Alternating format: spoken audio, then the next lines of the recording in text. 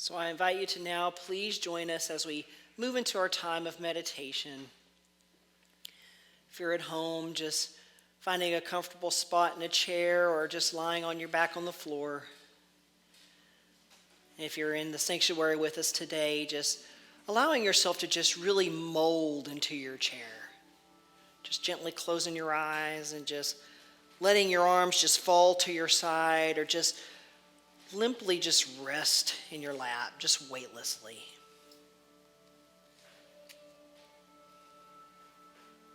Just allowing your feet to relax in whatever way feels best, just letting them naturally just move into a very relaxed state.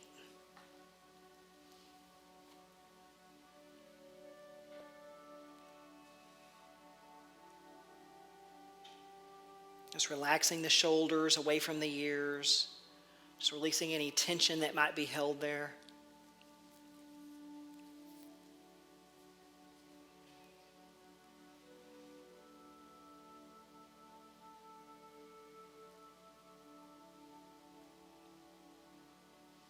Just taking some slow inhalations and just slowly releasing the breath.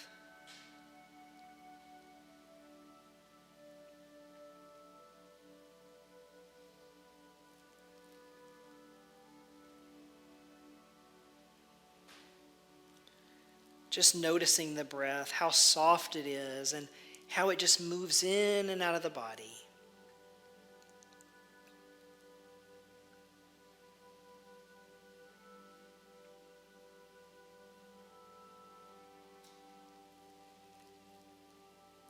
Just allowing it to follow its natural cycle, not trying to control it or sending it towards any specific part of the body. Just allowing yourself to be aware of how it just naturally occurs.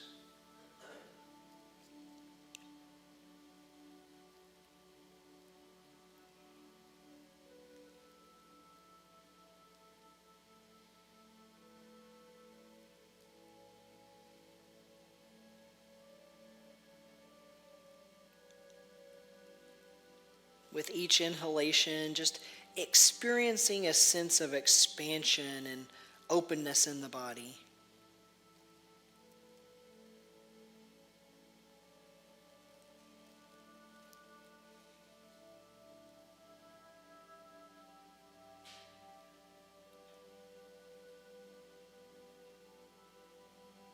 With each exhale, just noticing a feeling of relaxation and peacefulness. Every time you exhale, letting go of any tension felt in the muscles or tendons.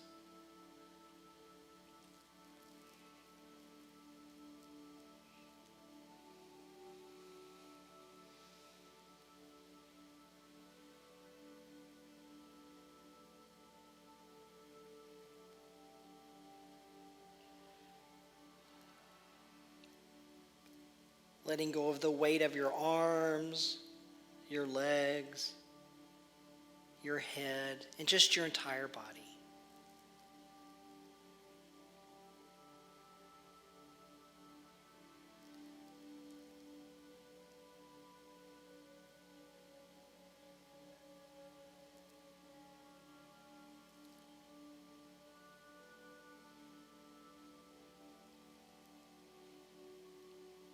Allowing yourself to fully trust the surface you're lying or sitting on, knowing that you are in a safe place in this moment.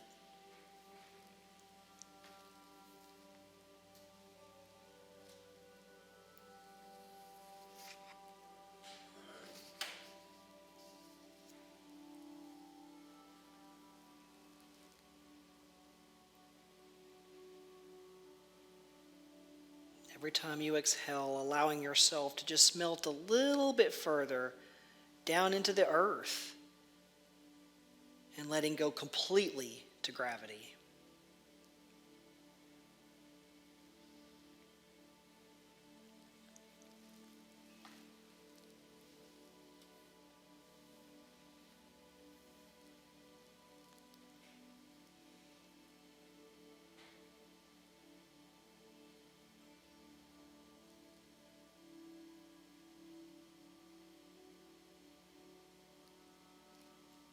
as you are lying or sitting here breathing, notice the aliveness in your body.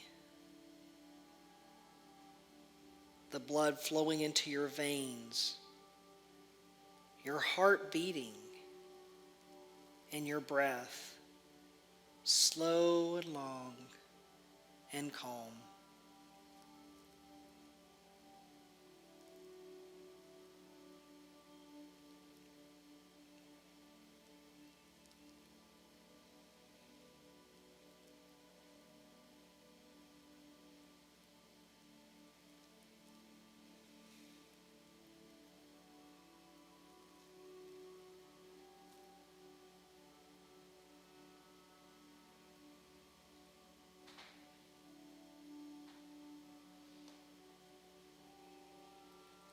Perhaps even scanning your body and noticing any sensation of warmth or tingling in different areas of your body, maybe in your hands or your feet.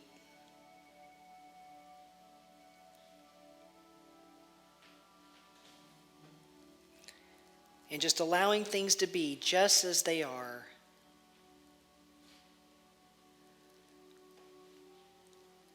Finding a sense of coming home to your body, a sense of everything in its connection.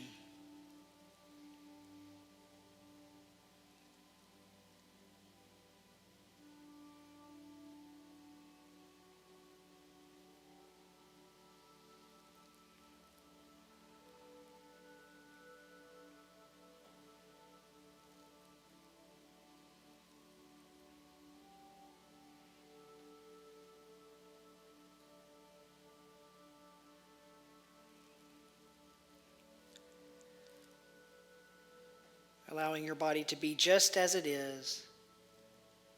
Allowing yourself to be just as you are. Whole and complete. Perfect. Breathing and alive.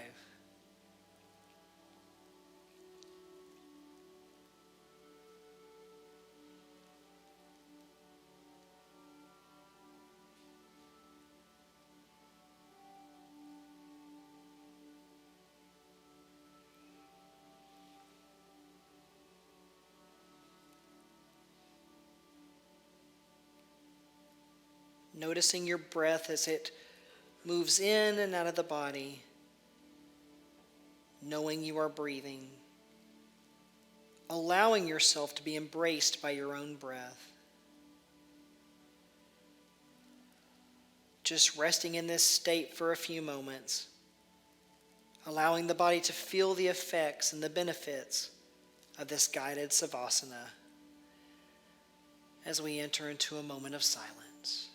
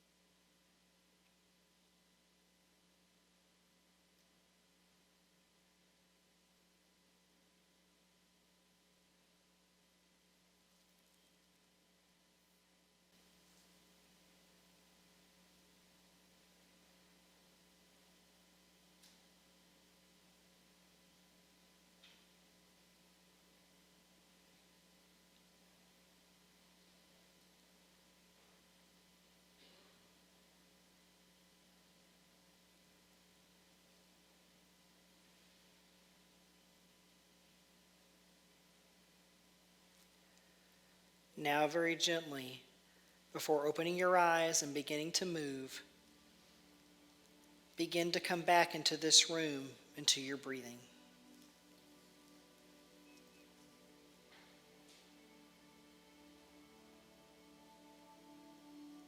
Noticing the breath as it moves in and out through your nose.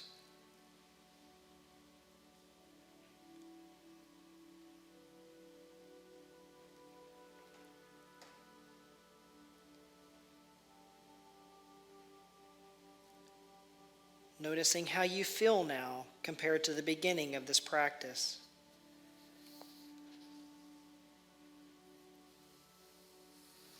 Noticing a sense of calmness and stillness within.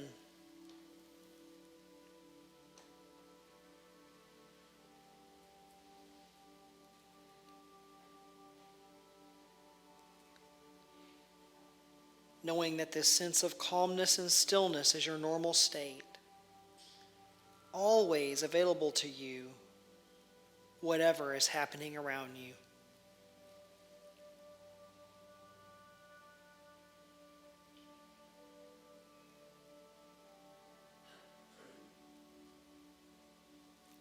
Knowing that you can come back to this blissful state anytime you wish by simply bringing your awareness back to your breathing.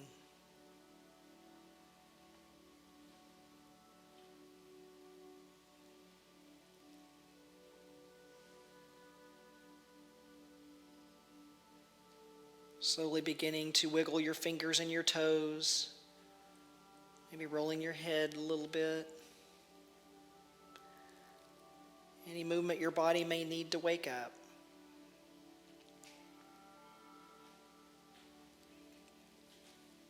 Just allowing that prana energy to flow through your body once more.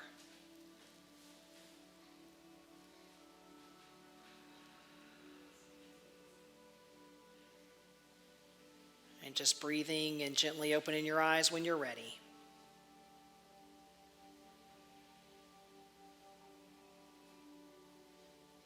Let's just take a slow, deep cleansing breath together.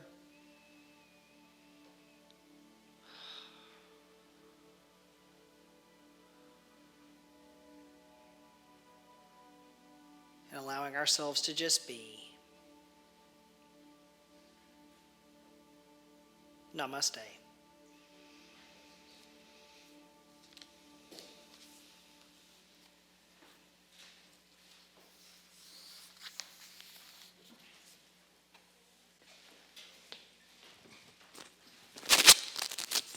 It's nice to have the whole Unity Jazz Band back, so welcome back, everybody.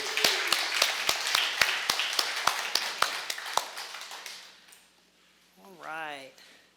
So today we're going to talk a little bit about a special place, and we admittedly have somebody who is back from the sunny state of Florida, but we're not going to talk about that. But anyway, I'm still a little jealous about that, especially since I guess Mindy and I kind of got, I don't know. I've heard Wisconsin's gotten a little warmer in the winters.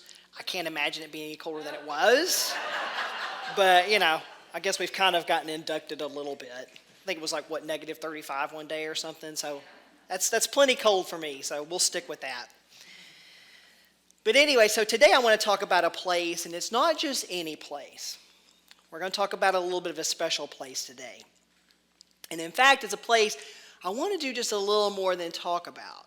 I want to invite you to it. I'm starting to get some skeptical looks, so give it just a moment. But does it sound interesting? Is everybody on board? Does everybody want to go? All right, okay. So a little bit more about this place. Now, it's really a little bit different than most places. For instance, the population can vary from day to day, even sometimes just from second to second. It's one of those types of places. But the thing about this place is that we're all residents already, whether we remember ever having been there or not. So it sounds kind of magical, doesn't it? Kind of like Willy Wonka and the Chocolate Factory, or maybe even Alice in Wonderland. Although I found that most recent movie a little creepy, but some of us may say, when people ask where you're from, some of us may say Wisconsin, some of us may say Texas, or whatever. That might be true, but we're also from this great place that we're going to talk about today. Some of us pop in and out of it sometimes just to get a peek at that old homestead, while others move back and kind of take up residence temporarily. And others decide to move back and stay there. They're like, this place is good. I'm not going to leave. This is where I'm going to be. Because it's a place that's peaceful. It's a place that's beautiful. It's one where birds sing constantly, despite whether it's negative 35 or not. It's one where those terrible dinosaur-sized mosquitoes don't exist. Yeah, I thought that was only in Texas. Y'all have really surprised me here. But it's also a place you can get to without spending hundreds or thousands of dollars on an airline ticket. And this place is called Zen. And today I want to talk a little bit about how we can reach this place. Now, one important thing to know before we get started is that you can reach it from right here. And when I say right here, I'm not necessarily talking about from being, if you're in this church building or at home, but from wherever you are in this moment. Wherever you are. That's the most important thing, wherever you are right here at any given time. So let's take our journey now. Now, I'm sure some of you may be kind of secretly thinking to yourselves here, this sounds really great, Evin. I already know all about Zen. I know that it's there already. I know it exists. And I want to get there. And there are times when I remember being there, but no matter what I do, I can't seem to kick myself into gear here. Am I a lost cause? Well, first, no, because if you are, I am too.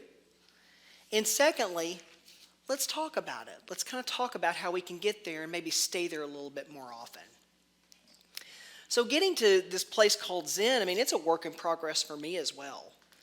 I'll find myself feeling distracted from my day-to-day activities, sometimes feeling a little bit fearful about the future, as I'm sure a lot of us can attest to over this past year, this 2020 thing, feeling a little worried about the future, worried or feeling those feelings of stress about things.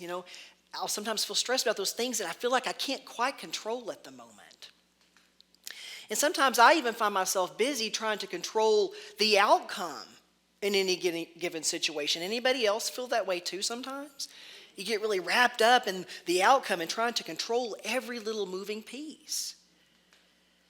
But I have found that all of these things and more can sometimes block my path to Zen. It's throwing too many detours in the map for me when I let myself get bogged down with trying to control and those types of things.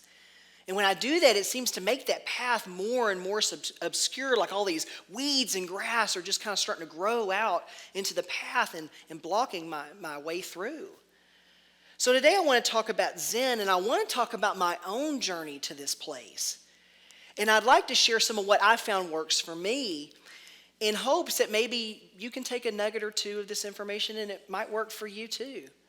And some of you may have other things that work, and I'd like to chat with you sometime about those things if you do, because it's important that we all share our information along this journey. Now, I realize for me, one of my main obstacles has been technology.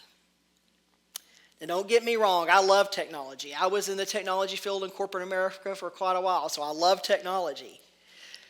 I think it provides amazing opportunities, obviously, that we wouldn't otherwise have, right? Think about how it's helped us during the pandemic. It's likely made more of us feel more connected with each other. We've been able to live stream our services. We've been able to hold meetings, book groups, have coffee chats. All of these things we probably wouldn't have been able to do if we didn't have technology. I know I've gotten to even know several of you better over the course of the time that we were closed for COVID, all for the use of technology. But what about when we find that technology is becoming just a little bit too much? Almost as if it's starting to barter for our time. Time within a schedule that's already often just jam-packed and busy and got us going from one place to the other. Then we throw some technology in there that's like, look at me, look at me. We've got that on our plate too. So, and I remember not long ago, I had somebody try to call me. Now, I saw the call come through, but I was busy at the moment, I was right in the middle of a sweaty workout, and I didn't want to break my stride. I had it going. I was moving. I didn't want to break my stride, and I knew that the call could wait. So the phone rings a few times, and I let it go to voicemail, and I hear that notification that a voicemail has been left. So then I finish my workout, and I get in the shower. Thankfully, Mindy was probably happy about that. I was sweaty, so I went and got in the shower. But I'd say about 15 or 20 minutes goes by, and I hear a text notification asking me if I'd gotten that voicemail and why I hadn't called back. And don't worry, it's none of you. None of you were the ones that called then. I promise, it wasn't any of you. You're all safe in this room. It's okay. But have you ever had that happen to you? Or been on the other end feeling annoyed because you tried to call somebody and they didn't pick up the phone right away or respond to your text right away. I'm a child of the 80s, and I know it was like this before the 80s, But I remember people calling, and they either got the answering machine if you didn't answer the phone, or they just called back over and over until they got somebody, right? Or they left you a message, and you just call them back when you had the time. And now we're even lucky if we talk to people at all, right? Now I'm not a huge fan of the phone, and to be honest, I just never have been. I have trouble sitting still. That's part of it. I have trouble sitting still. And being on the phone requires some of that, especially if you want to hold true dialogue and really hear what the other person is saying, to really be able to listen to them. So I was ecstatic when the option to text started coming about. I was like, all right. What a great way to communicate with people. And it was for a while. But now, obviously, I'm not saying that it doesn't have its time or its place, but quite honestly, I prefer still face-to-face interaction with people. Zoom will obviously do in a pinch because I can see the person, but honestly, face-to-face is my preferred method, just like, what we're doing here now. There's, of course, the quick text to ask, hey, pick up a gallon of milk or whatever on your way home, but carrying on full-blown conversations, not really so much, right? And probably most of us have carried on a text conversation. You pick up the phone and you send a text, then you put your phone down. A text from the other person comes through. So you stop what you're doing, you pick up the phone again to read it. You send another text, put the phone down again.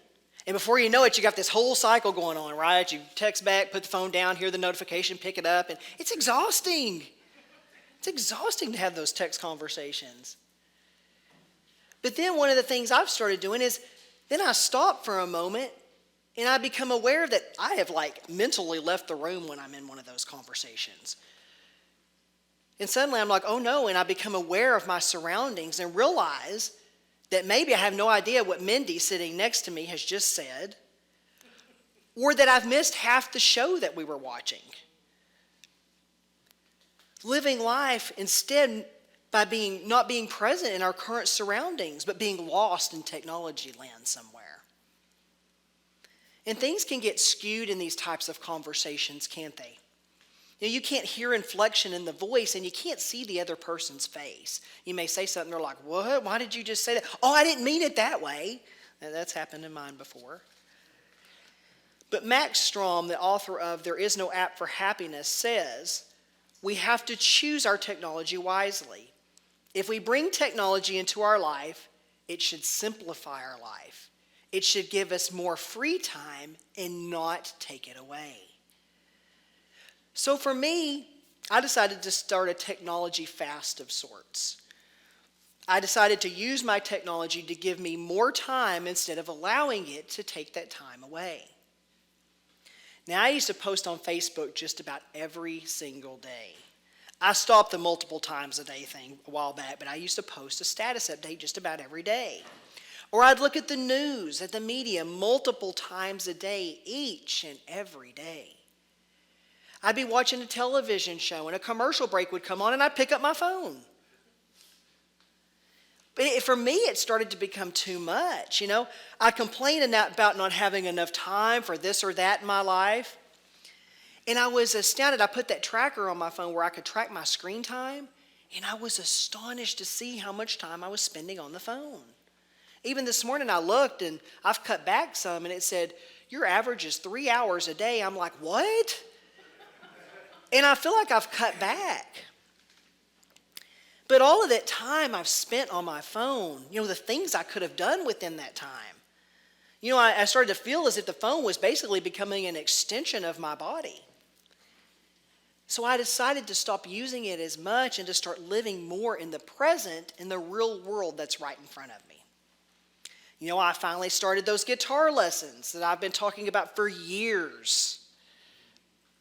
Started writing my book again. I've started doing more work out in the yard, putting air in my bike tires and getting it ready for the warmer weather. Mindy and I, we've created a sitting area in our backyard where we can go out in the evening some and just enjoy that occasional glass of wine or a cup of coffee, just to be able to just sit and to be. My next plan, I'm going to hang a hammock in the backyard where I can lay not with my phone, but with a good book. But so far it's been working because I feel lighter. I feel more in touch with the world around me. I even feel physically better as my eyes don't feel so exhausted at the end of the day and my head isn't aching from all of that screen time. And I've been getting to see a lot more of you in person as we begin to come back and visit with each other. But most importantly, I gave myself permission to live more fully in the present moment that's right in front of me. Another milestone just a little bit closer to Zen. Now, another thing I have felt, and I'm going to admit this today as a minister to everybody, another thing that I have felt has needed some attention was my prayer practice. Yeah, I know I'm a minister and I should be doing it every single day, multiple times a day. Oops. Okay. But it does happen to the best of us, right? But prayer can help us to reach Zen because it helps us to nurture that connection with the divine. Ensuring that connection stays strong and healthy. Ensuring that we utilize it and create our lives through it and that we live from that strong connection. And most of us by now, if we've been around unity long enough or these types of teachings long enough, we know that we can never be separated from God or from the divine.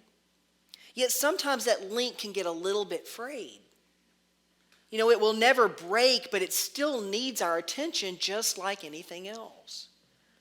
Now, Philippians 4:6-7 of the Bible says, do not be anxious about anything, but in every situation, by prayer and petition, with thanksgiving, present your requests to God. And the peace of God, which transcends all understanding, will guard your hearts and your minds in Christ Jesus. Charles Fillmore, Unity co-founder Charles Fillmore tells us that prayer is communion between God, and it uses the word man, but think about the time this was written, man and woman. Prayer is the most highly accelerated mind action known. It steps up mental action until man's or woman's consciousness synchronizes with the Christ mind. So I don't know about you all, but I never really cared much for prayer when I was younger. To me, it felt like I was begging a parent to buy me the latest and greatest gadget.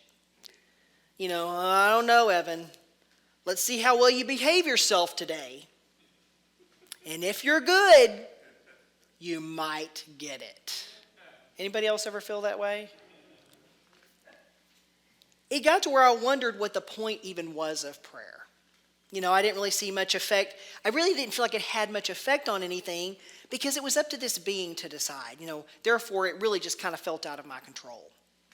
I already had parents and enough authority figures in my life as a child. I really didn't feel like I needed to add another one to the mix. But fast forward to several years later, and I found out that it wasn't prayer that I disliked. It wasn't prayer at all. It was the form of prayer that I was using. And I later learned that I don't have to beseech or beg God to provide me for whatever I'm taking to prayer. Now, in his book, The Power of Intention, the late, great Dr. Wayne Dyer stated, the purpose of prayer is not to influence God to grant you special favors, but rather to remind yourself that you are always connected to God. And I like that one just a little bit better. to remind myself that I'm always connected to God. And I learned that I don't have to ask for things in prayer. That's not the point of it. I don't have to ask. We don't have to ask for things in prayer. All I learned that I have to do is affirm that I am indeed connected to God. This God, this divine energy, this power that already resides within inside myself. That in this connection, I am also this divine energy and this power, and that all I have to do is affirm these truths in prayer and to express gratitude for these proofs or truths. And I also learned that sometimes just a simple thank you is enough. Now, Dr. Wayne Dyer once told a colleague how he starts all of his prayers out with the words thank you. And sometimes those words are his entire prayer. Thank you. And I also realize that I am always praying. I am always praying without ceasing. You know, of course, it's nice to have the ritual where I go into my room and I close my door as Jesus directed. But it's also good to remember that I'm always praying via my thoughts. We're all always praying via our thoughts, which is why it's so very important to be conscious of our thoughts. As I was writing this talk, that song by Carol Manson, Our Thoughts Are Prayers, began to go through my head. She says, and I want to sing it, but I'm not going to as I say this. So if I do move into song, y'all just ignore it. But she says, our thoughts are prayers, and we are always praying. Our thoughts are prayers. Listen to what you're saying. Seek a higher consciousness, a state of peacefulness, and know that God is always there, and every thought becomes a prayer. So for me, that sums it up pretty nicely, doesn't it? The main thing is, though, is that you do implement your own practice of prayer. Now, maybe it is going into your room and being silent in your room and creating a ritual around it.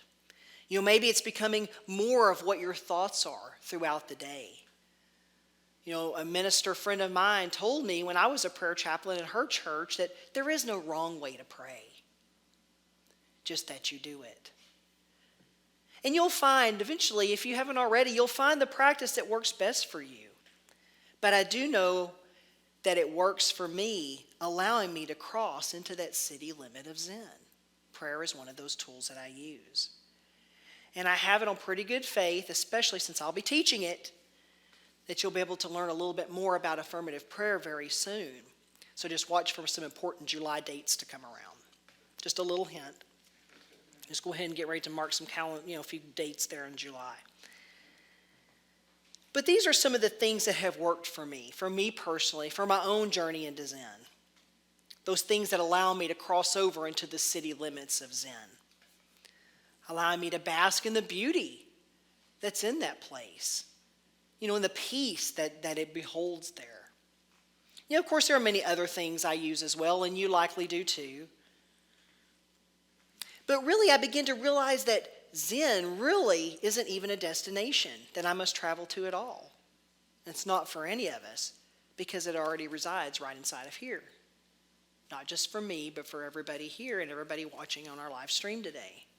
You know, it's always there. Zen is always there. The question that I must ask myself is, am I willing? Am I willing to allow myself to go there? Because if I am, and you're willing to allow yourself to go there, you'll find that you've really been there all along. Namaste.